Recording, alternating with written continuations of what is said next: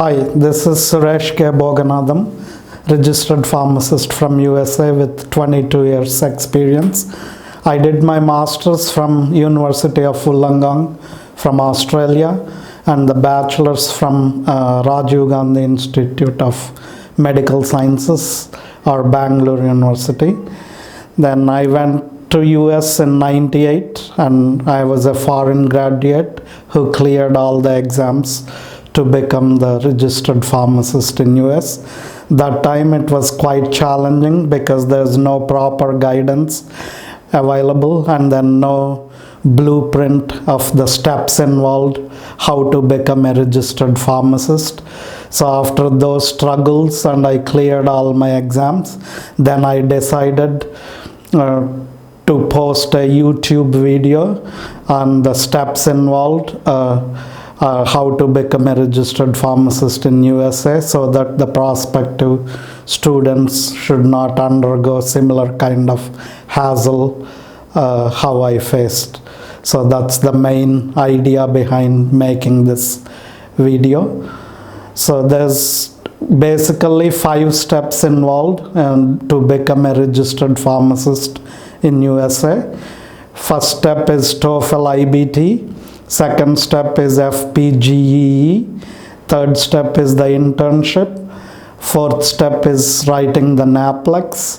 And the fifth step is writing CPJE or MPJE. So first step, TOEFL IBT is test of English as a foreign language. It's an internet-based test. It has 4 components. Each weighs like 30 marks. The basic score to become a registered pharmacist in 4 modules. There's 4 modules. First is reading, second one is listening, third one is speaking, and fourth one is writing. So you have to score out of 30, 22, 21, 26, and 24 respectively.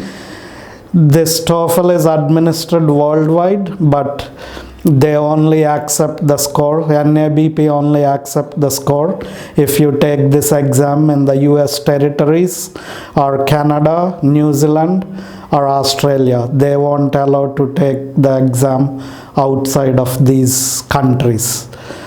The second step is the FPGE. Before the FPGE and TOEFL is interchangeable. You can take any of the test before and complete the further one later. But recently they changed the guidelines that in order to be eligible for the FPGE, first you need to clear the TOEFL exam. Because TOEFL is vital because it tests your English ability, English knowledge ability, because pharmacist job mainly involves the communication between the prescribers and the patients. In Western countries, the consultation is more important, so that's the basic idea behind the TOEFL. Then FPGE is the Foreign Pharmacy Graduate Equivalency Exam. It's kind of a board exam, but it only the equivalency exam. It just measures the competency level of the foreign pharmacist versus the graduate of the US graduate. So it measures the competency levels, but it's not a board exam. It has 250 questions. It has the multiple choice questions, hotspot questions, rapid response format. You have to clear this multiple choice questions in 3 hours of the time. And then once you clear both FPGE and then the TOEFL, then you get the FPGEC certification. That's Foreign Pharmacy Graduate Equivalency Certificate. Then you are eligible to apply for the internship. That's the third step of the process.